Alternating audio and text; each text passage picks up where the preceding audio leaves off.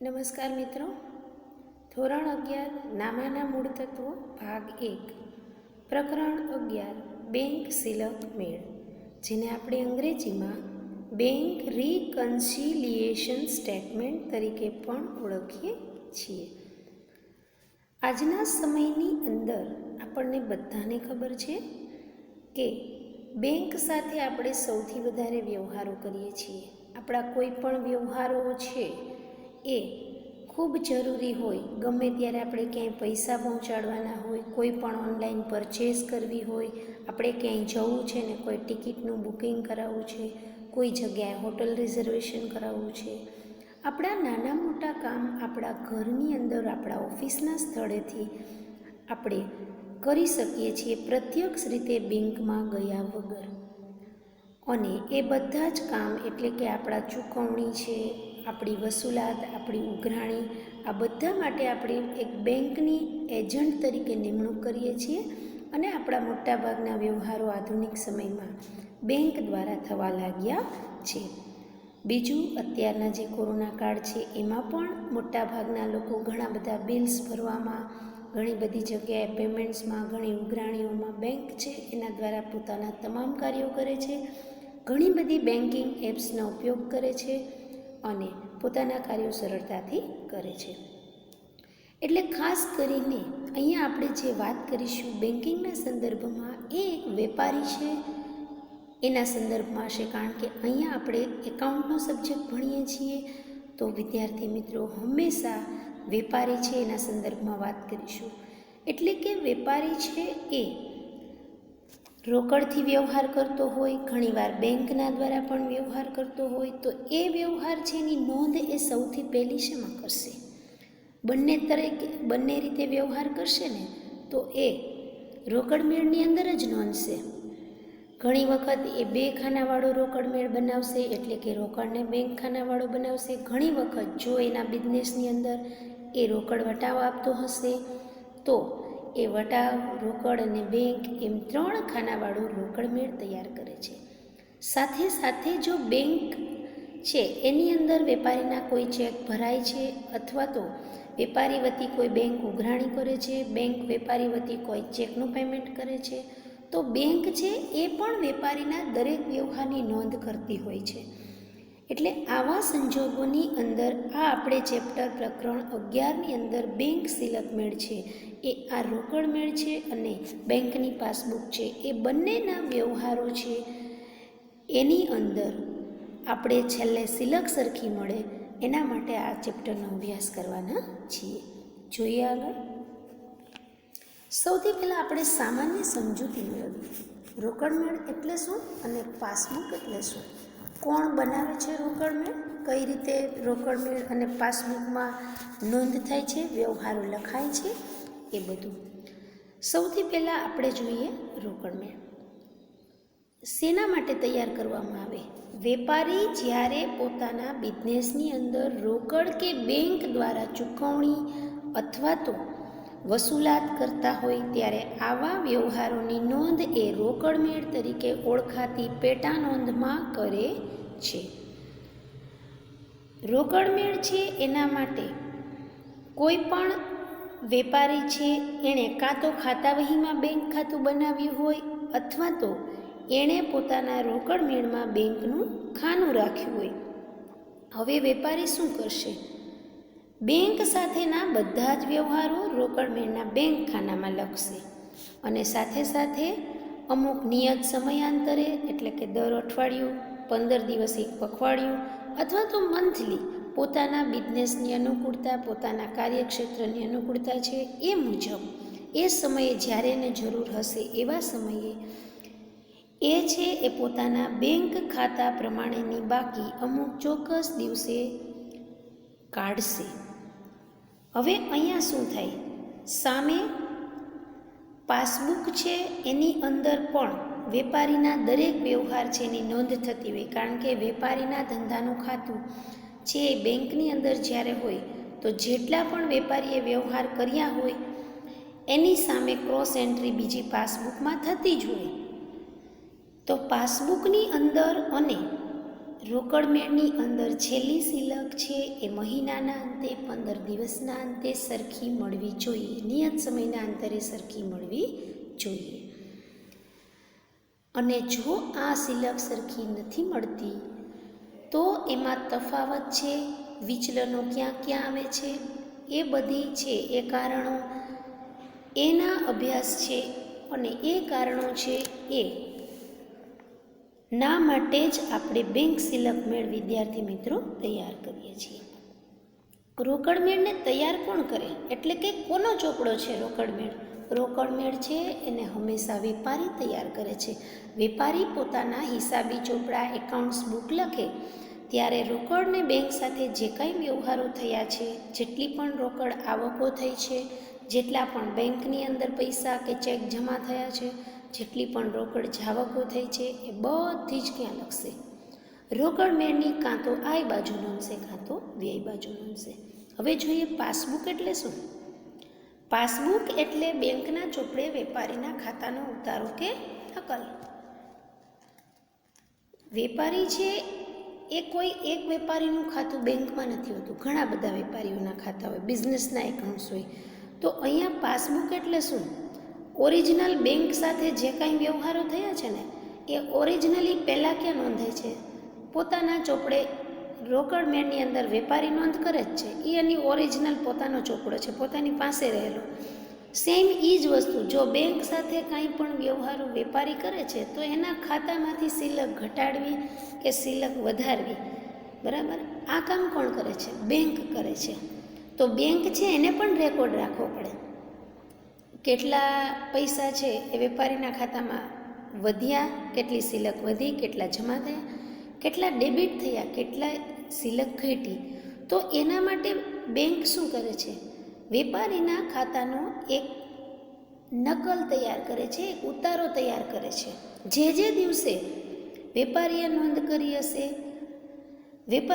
કરી હશે same day અહીંયા નોંધ કદાચ ન હોય પાસબુકમાં, પણ પાસબુકમાં જ્યારે પણ વેપારીનો ચેક છે એ રજૂ કરવામાં આવે બેંક પાસે, જ્યારે પણ વેપારીને મળેલ ચેક વેપારી ભરવા જાય ત્યારે એ દિવસે વ્યવહારો છે નોંધાયેલા હશે. આગળ જોઈએ, પાસબુકના ઉધાર કે જમાખાનામાં નોંધ કેવી રીતે થાય? આ ખાસ અગત્યની વસ્તુ છે. પાસબુક છે એ બનાવીએ તો ઉધાર કે જમાખાના છે એની અંદર બેંક કેવી રીતે નોંધ કરશે?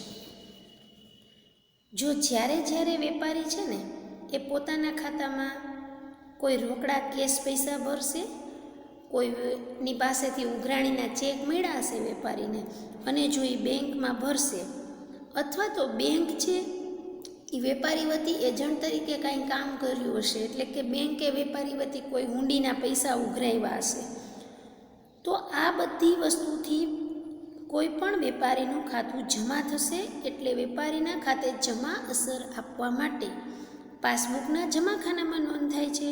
અને જો વેપારી બેંકમાંથી કાંઈ નાણાં ઉપાડે છે, કોઈને ચેક લખી આપે છે અને બેંક છે એ વેપારી વતી કોઈ પણ પ્રકારના બિલ્સ ચૂકવે છે, કોઈ પણ પ્રકારના ખર્ચ ચૂકવે છે, તો શું થશે?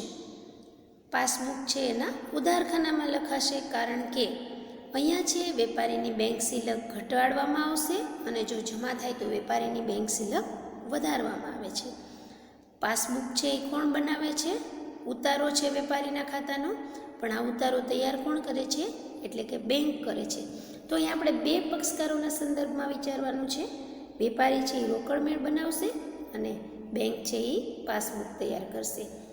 મહિનાના અંતે, નિયત સમયના અંતે રોકડ મેળ અને પાસબુકની બાકી છે એ મેળવવા માટે જ આપણે બેંક સિલક મેળ તૈયાર કરીએ છીએ. આગળ વધીએ. હવે આપણે ખાસ એ જોવાનું છે કે બેંક સિલક અને બેંક ઓવરડ્રાફ્ટ એટલે શું? જ્યારે પણ આપણે બેંક સિલક મેળનો દાખલો ગણીશું ને વિદ્યાર્થી મિત્રો, ત્યારે આપણને આ બે શબ્દોનો પરિચય ખાસ હોવો જોઈએ.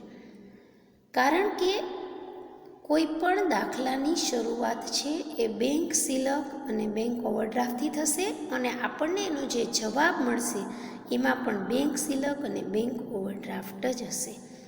ત્યાર પછી આપણે વિગતની અંદર તફાવતના કારણો એટલે કે રોકડ મેળની બાકી અને પાસબુક મુજબની આખર બાકી છે એની વચ્ચે તફાવત ક્યાં ક્યાં પડે છે એ બધા કારણો વિગતના ખાનામાં લખીશું.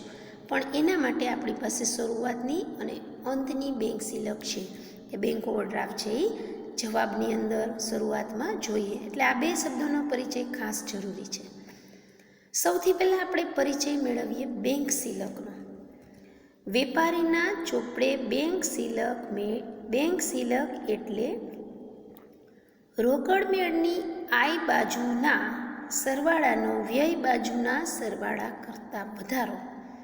આનો મિનિંગ શું? આય બાજુનો વધારો એટલે આય બાજુ એટલે ઉધાર અને વ્યય એટલે જમા. એટલે કે અહીંયા એવું કહેવામાં આવ્યું છે કે જો વેપારી કોઈ રોકડમેળ બનાવે છે, કોઈ મહિનાનો રોકડમેળ તૈયાર કર્યો, ધારો કે કોઈ ફેબ્રુઆરી માસનો કર્યો છે, તો એ મહિનાની અંદર જો એની આય બાજુ એટલે કે એની રોકડ આવકો વધારે હોય અને જાવક એના કરતાં ઓછી હોય તો એના ધંધામાં બેંક સિલક છે એ અસ્તિત્વમાં છે એવું આપણે કહી શકીએ. અને આપણને ખાતા વહીના ચેપ્ટરમાં ખબર છે કે જે બાજુનો કોઈ પણ ખાતું છે એની જે બાજુનો સરવાળો વધુ હોય આપણે જે તે સિલકને એનું નામ આપીએ છીએ. અહીંયા ઉધાર બાજુનો સરવાળો વધારે છે તો આપણે શું ગણીશું? રોકડ મેળ કે બેંક ખાતા પ્રમાણે ઉધાર બાકી એટલે કે બેંક સિલક. જ્યારે રોકડ મેળની ઉધાર બાજુનો સરવાળો વધુ હોય તો આપણને શું મળશે? બેંક સિલક. હવે અહીંયા બેંક સિલક છે એના વિશે ખાસ અગત્યની વસ્તુ. બેંક સિલક છે ને એ ધંધા માટે લેણું છે. એટલે એની બાકી કેવી હોય? ઉધાર. કોઈ પણ જગ્યાએ લેણું દર્શાવતી રકમ આવે બિઝનેસની અંદર તેની બાકી ઉધાર થાય. અને સામે પક્ષકાર કોણ છે? બેંક. તો બેંક માટે શું છે? દેવું છે. એટલે બેંક માટેની બાકી કેવી હોય? જમા હોય. આગળ પાસબુક પ્રમાણે બેંક સિલક એટલે પાસબુકમાં રહેલ જમા ખાનાનો સરવાળો ઉધાર ખાનાના સરવાળા કરતાં વધારે હોય. જેમ રોકડ મેળ છે એમાં જેમ થતું હશે એનાથી વિરુદ્ધ અસર પાસબુકમાં થતી હશે. જો રોકડ મેળની ઉધાર બાજુનો સરવાળો વધારે હોય તો એને આપણે બેંક સિલક કહીએ. સેમ જ રીતે જો પાસબુકના જમા ખાનાનો સરવાળો વધારે હોય તો એને આપણે શું કહીશું? બેંક સિલક. એટલે અહીંયા કહેવાનો અર્થ એ છે કે રોકડ પાસબુક મુજબ જમા બાકી એટલે વેપારી માટે બેંક સિલક ગણાય. બરાબર? અને રોકડ મેળ મુજબ ઉધાર બાકી એટલે પણ બેંક સિલક. રોકડ મેળ મુજબ ઉધાર બાકી હોય અને પાસબુક મુજબ જમા બાકી હોય તો એને આપણે શું ગણીશું? બેંક સિલક. હવે બેંક સિલક છે એને આપણે કઈ રીતે લખી શકીએ? રોકડ મેળ કે બેંકનું ખાતું બનાવ્યું હોય એ પ્રમાણે ઉધાર બાકી અને પાસબુક પ્રમાણે જમા બાકી તો એને આપણે કહીશું બેંક સિલક. હવે જોઈએ બેંક ઓવરડ્રાફ્ટ. રોકડ મેળના બેંક ખાનાની વ્યય બાજુનો સરવાળો આય બાજુ કરતાં વધારે હોય તો તફાવતની રકમ શું ગણાય? Bank overdraft. બેંક સિલક છે એની સમજૂતી આપી એના કરતાં વિરુદ્ધ. બેંક સિલક ક્યારે હોય? જો રોકડ મેળની આય બાજુ ઉધાર બાજુ વધારે હોય તો બેંક ઓવરડ્રાફ્ટ એનાથી વિરુદ્ધ છે. જો રોકડ મેળની વ્યય બાજુ એટલે કે જમા બાજુ વધી જાય તો આપણે શું ગણીશું? Bank overdraft. જમા બાજુ વધારે હોય તો આપણને તફાવતની રકમ ક્યાં મળે છે? ઉધાર બાજુ. અને એને આપણે શું કહીએ છીએ? Bank overdraft. ખાસ કરીને બેંક ઓવરડ્રાફ્ટ છે એના વિશે એક બીજી પણ પરિચયની વસ્તુ છે. જો કોઈ પણ વેપારી છે ને એના મોટા ભાગે ચાલુ ખાતા બિઝનેસના ખાતા હોય તો અહીંયા બેંક છે એની સાથે જો અગાઉથી કોઈ કરાર કરવામાં આવ્યો હોય અથવા તો ચાલુ ખાતું હોય તો એની અંદર પહેલેથી જ ડિફોલ્ટ તરીકે એક સગવડ વેપારીને આપવામાં આવે છે કે બેંકના ખાતામાં એની પાસે જેટલી પણ રકમ હોય એ કરતાં એ અમુક રકમ વધારે ઉપાડી શકે. તો આવી સગવડને પણ આપણે શું કહીશું? Bank overdraft. હવે બેંક ઓવરડ્રાફ્ટ છે એ શું છે? એ વેપારી માટે કે ધંધા માટે દેવું છે, એટલે એની બાકી કેવી હોય છે? જમા. કારણ કે કોઈ પણ વેપારીને બેંક ક્યારે ઓવરડ્રાફ્ટ આપે છે? જ્યારે એના ખાતાની અંદર અમુક જાતની સગવડ હોય તો એને લોન આપવામાં આવે. ચાલુ ખાતું ધરાવતો હોય એવા વેપારીને લોન મળે છે, બરાબર છે. તો આ ઓવરડ્રાફ્ટ ગમે ત્યારે છે બેંકને પૈસા પાછા આપવા પડે, એટલે દેવું છે વેપારી માટે, જમા બાકી. તો બેંક માટે શું છે? લેણું છે. જેટલા પણ વેપારીને ઓવરડ્રાફ્ટની સુવિધા આપેલી હશે એ બધા પાસેથી બેંકે પૈસા વસૂલ કરવાના થાય. તો બેંકના ચોપડે એ શું ગણાય? ઉધાર બાકી. હવે આપણે જોઈએ પાસબુક મુજબ ઓવરડ્રાફ્ટ એટલે શું? પાસબુકના ઉધારખાનાનો સરવાળો જો જમાખાનાના સરવાળા કરતાં વધુ હોય તો તફાવતની રકમ શું ગણાય છે? Bank overdraft. એટલે કે અહીંયા મેં તમને હમણાં જ કહ્યું, જેટલી પણ નોંધ છે એ આપણે જોઈએ તો પાસબુક છે ને એ બેંકના ચોપડે વેપારીના ખાતાનો ઉતારો છે. એટલે શું થાય કે જે વ્યવહારો છે એ રોકડ મેળની અંદર વેપારી બેંક ખાતામાં નોંધે છે એનાથી ઉલટી નોંધ ક્યાં થાય? પાસબુકમાં. જો વેપારી પાસબુક રોકડ મેળની ઉધાર બાજુ દર્શાવે તો પાસબુકમાં જમા હોય. જો વેપારી જમા બાજુ દર્શાવે, વ્યય બાજુ દર્શાવે તો પાસબુકમાં ઉધાર થાય.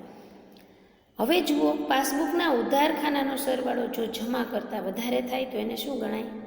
Bank overdraft. ફરીથી સમજી લઈએ.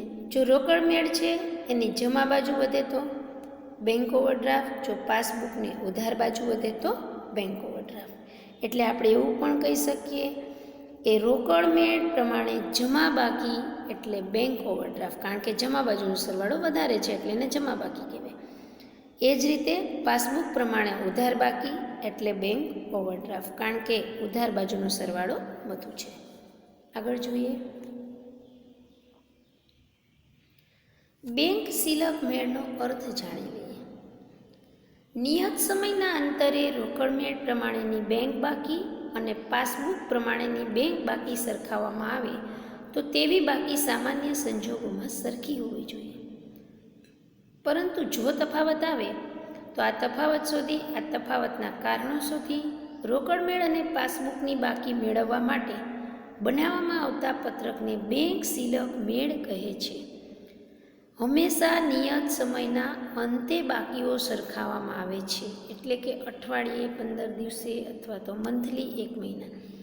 સામાન્ય નિયમ કેવો છે? વ્યવહાર વેપારીએ જ કરેલા છે તો જેટલું રોકડ મેળની અંદર હોય એટલું જ પાસબુકમાં હોવું જોઈએ.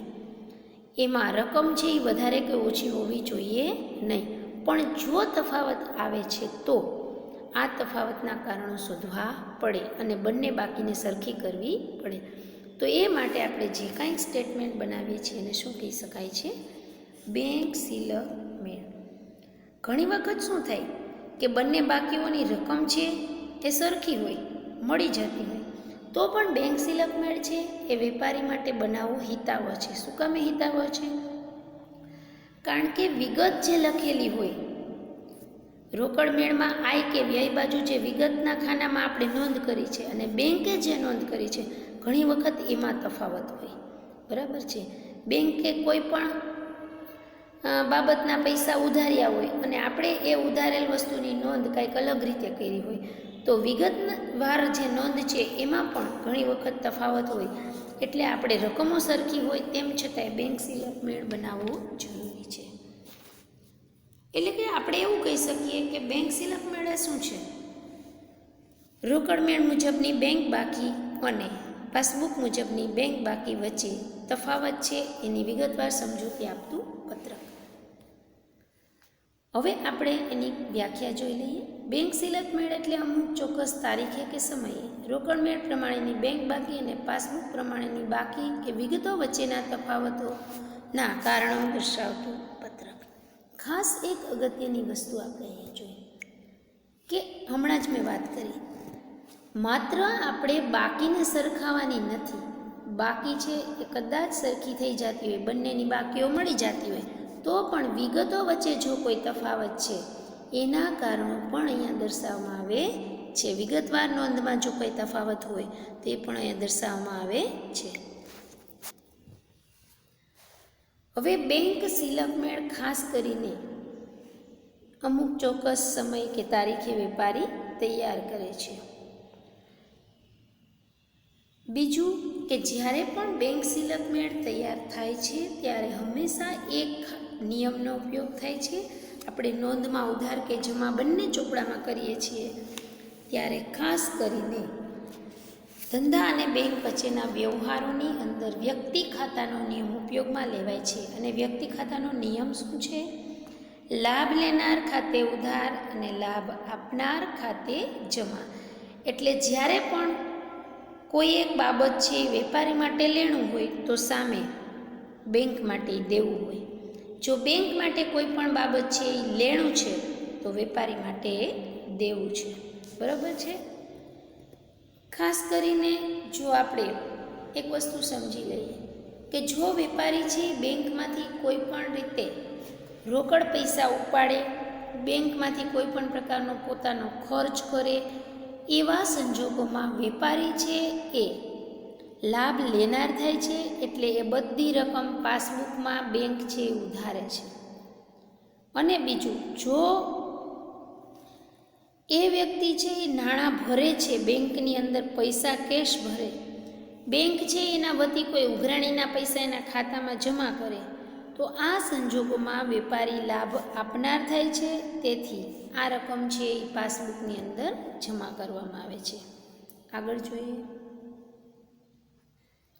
હવે આપણે આ ચેપ્ટર શરૂ કરતા પહેલાં ખાસ છે એ અગત્યની વસ્તુ, રોકડ મેળ અને પાસબુકની બેંક બાકીમાં સામાન્ય સંજોગોમાં તફાવતના કારણો કયા કયા હોઈ શકે, બરાબર, જે આપણા જાણવા જરૂરી છે. જો આપણને આ કારણોની ખબર ન હોય, શું શું કારણે કેમ તફાવત પડે છે, તો આપણને દાખલાની અંદર ઉધાર કે જમા પ્લસ કે માઇનસ કરવાનો ખ્યાલ આવે નહીં. સૌથી પહેલું કારણ જોઈએ તફાવત શા માટે પડે છે. બેંકમાં ભરેલ પરંતુ જમા નહીં થયેલા ચેક. હવે ઘણીવાર શું થાય, વેપારી છે ને બીજા પાસે પૈસા લેણા હોય તો એ વસૂલાત માટે ગયા અને સામેના ગ્રાહક છે એની પાસેથી એને ચેક મળ્યા.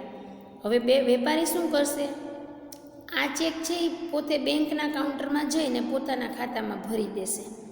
જ્યારે ચેક ભરવામાં આવે ત્યારે વેપારી શું કરશે, ચેક ભરશે ત્યારે પોતાની બેંક સિલક વધારી દેશે. કારણ કે પોતાના ખાતામાં ચેક ભરાય તો સિલક છે એ વધી જાય.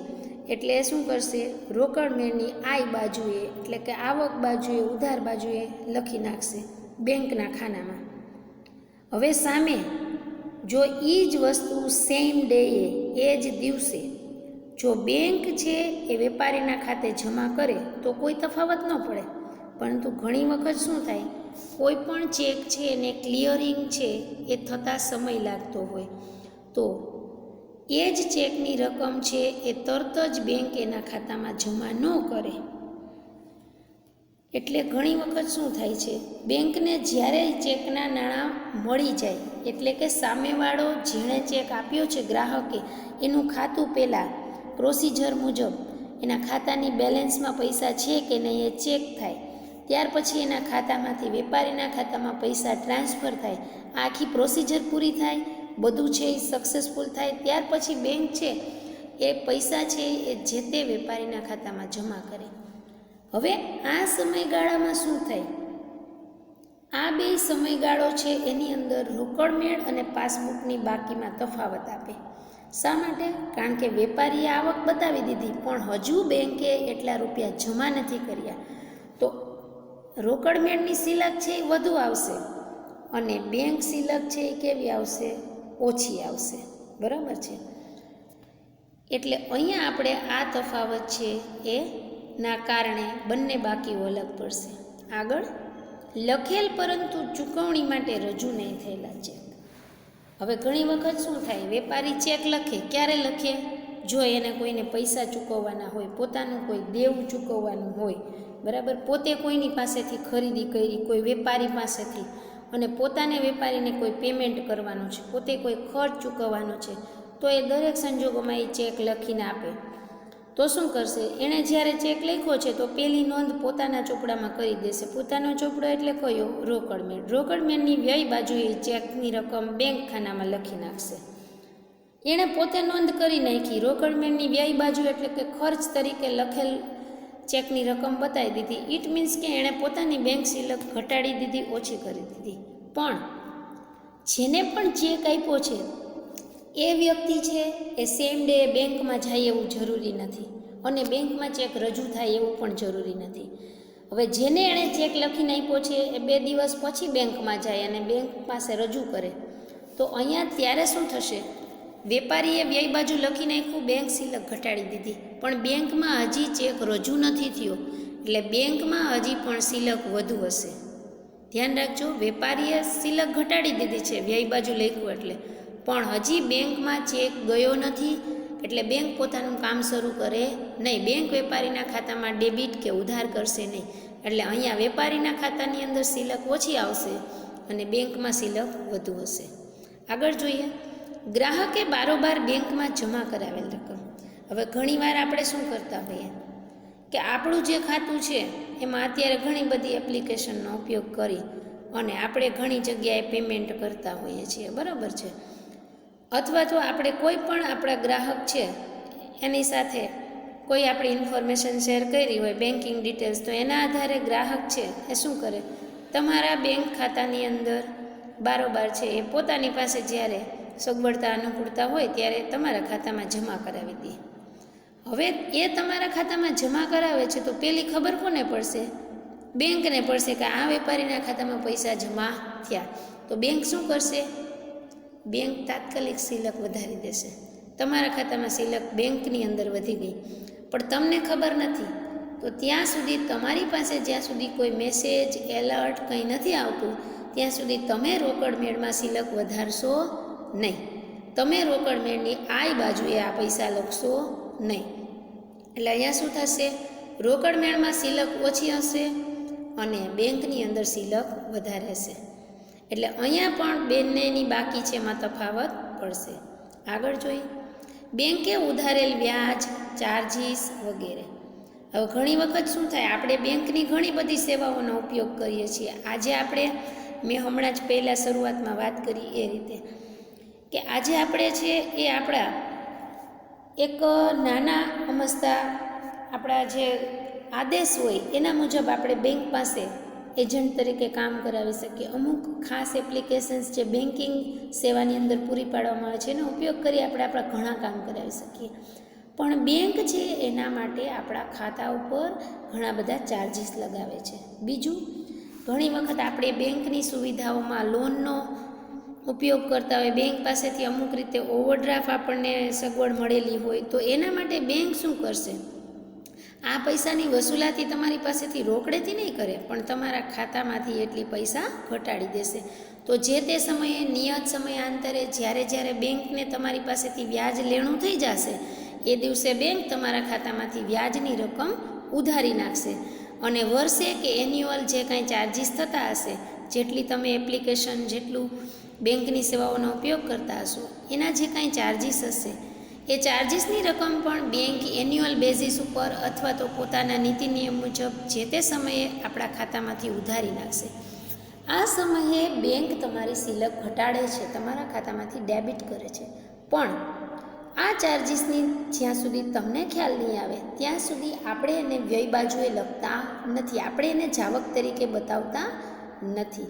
કોઈ પણ પ્રકારની વ્યાજની એમાઉન્ટ છે એ આપણા ખાતામાં ડેબિટ થઈ, કોઈ પણ પ્રકારનો ચાર્જીસ ડેબિટ થયો, એનું જ્યારે આપણને કોઈ મેસેજ, એલર્ટ મળશે, બેંક તરફથી કોઈ ઇન્ટિમેશન મળશે, ત્યારે જ આપણે આપણા રોકડ મેળમાં લખશું. આ સમયગાળાની અંદર બંને જે બાકી છે, પાસબુકને રોકડ મેળની, બંને વચ્ચે તફાવત પડશે.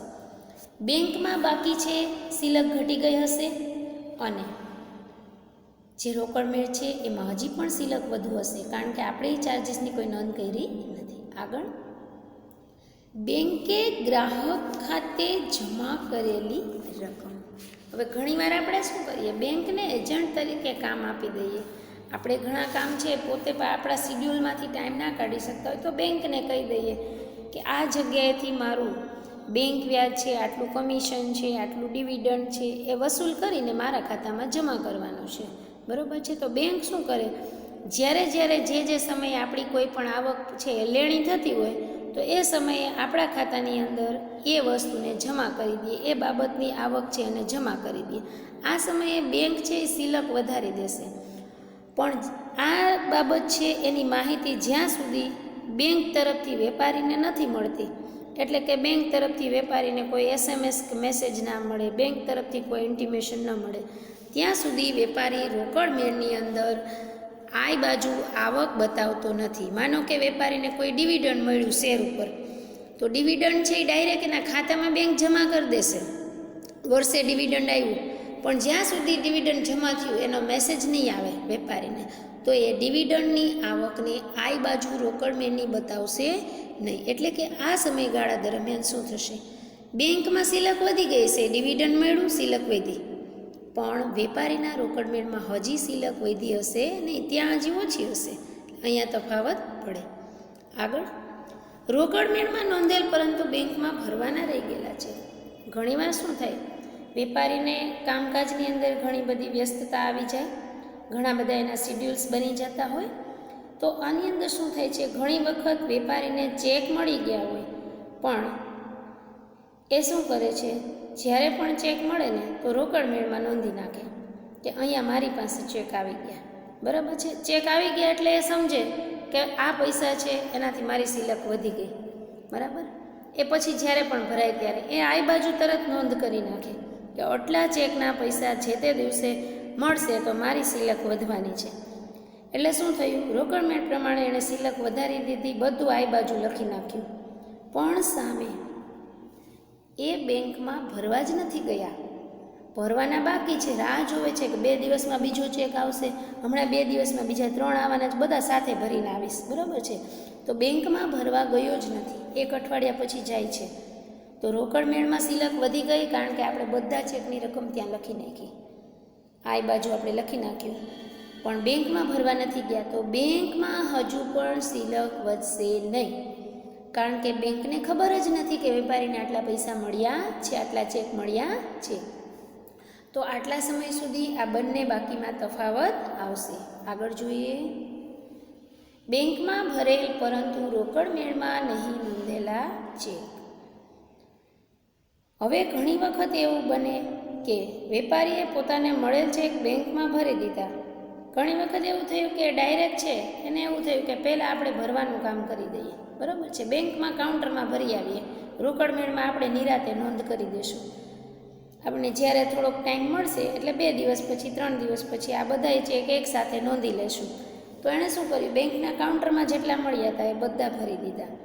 તો શું થાય, બેંક છે એ ચેકની રકમ ભરી દેશે ને એટલે તાત્કાલિક એના ખાતામાં જમા થઈ જશે, તો બેંકની સિલક પાસબુક મુજબની વધી ગઈ. પણ રોકડ મેળમાં હજી એણે નોંધ જ નથી કરી, રોકડ મેળમાં ભરેલ ચેક છે તો આવક બાજુ નોંધાય, એણે આવક બાજુ નોંધ્યા નથી, તો ન્યા સિલક વધી હશે નહીં, એટલે પાસબુકમાં સિલક વધી ગઈ, પણ રોકડ મેળ મુજબ હજી પણ સિલક કેવી હશે, ઓછી હશે. એટલે અહીંયા બંને વચ્ચે શું તફાવત સર્જાશે. આગળ જોઈએ, લખેલ અને રજૂ થયેલ પરંતુ રોકડ મેળમાં નહીં નોંધેલા ચેક. હવે ઘણીવાર શું થાય કે વેપારી છે એ કોઈ અન્ય વ્યક્તિને દેવા પેટે ચેક લખી આપે, પોતાને કોઈને ખર્ચ ચૂકવવાનો છે તો ચેક લખી આપ્યો, પણ એની રોકડ મેળમાં નોંધ કરવાની રહી જાય, કામની વ્યસ્તતાના કારણે અન્ય કોઈ પણ કારણોસર એ રોકડ મેળમાં છે એ નોંધવાનું રહી ગયું, અને જે વ્યક્તિને આપ્યા છે એ વ્યક્તિ છે એણે બેંકમાં રજૂ કરી દીધા, તો શું થશે, બેંક પોતાનું કામ કરશે, વેપારીના ખાતામાંથી સિલક ઘટાડી નાખશે, અને ચેક છે એનું ક્લિયરિંગ થઈ જાય એટલે વેપારીની બેલેન્સ ઘટી જશે, પાસબુકમાં બેલેન્સ ઘટેલી હશે, પણ આપણે હજી રોકડ મેળમાં નોંધવાનું રહી ગયું છે, તો રોકડ મેળમાં જાવક બાજુ નહીં નોંધીએ તો ત્યાં સિલક કેવી હશે, વધુ હશે. એટલે અહીંયા પણ બાકી વચ્ચે તફાવત સર્જાશે. આગળ જોઈએ, રોકડ મેળમાં નોંધેલ પરંતુ વેપારીને આપવાના રહી ગયેલા ચેક. ઘણી વખત કોઈ એક વેપારી પાસેથી આપણે ખરીદી કરી હોય તો 1 મહિનાની અંદર આપણે એને 3 થી 4 વાર થોડા બે 3 દિવસના ગાળે અથવા તો એક અઠવાડિયાના ગાળામાં અમુક ટૂંકા સમયગાળામાં એને ઘણા બધા ચેકો આપવાના થતા હોય તો આપણે શું કરીએ, વિચારીએ કે બધા ચેક છે આપણે એક દિવસે આપી દઈશું. પોસ્ટ ડેટેડ ચેક આપણે લખી નાખીએ, બરાબર. આગળની તારીખોના ચેક છે એ પણ લખી નાખીએ. આપણે ચેક લખી નાખ્યા છે જેટલા પણ પોસ્ટ ડેટેડ, તો આપણે રોકડ મેળમાં નોંધા લખેલા ચેક કઈ બાજુ નોંધીએ, વ્યય બાજુ. આપણે સિલક ઘટાડી નાખી, પણ તમે વેપારીને આપ્યા નથી, બરાબર છે. કોઈ પણ વ્યક્તિને ચેક આપ્યા નથી તો શું થશે? ચેક આપો જ નહીં તો એ શું કરે? બેંક પાસે જાય જ નહીં, બેંકમાં રજૂ જ ન થાય, તો અહીંયા બેંક સિલક ઉપર કોઈ અસર પડે નહીં. પાસબુક મુજબની બેંક સિલક એમને રહે, પણ આપણી રોકડ મેળ મુજબની બેંક સિલક ઘટી જાય, કારણ કે આપણે વ્યય બાજુ બધાય લખેલ ચેક છે એની નોંધ કરી દીધી છે.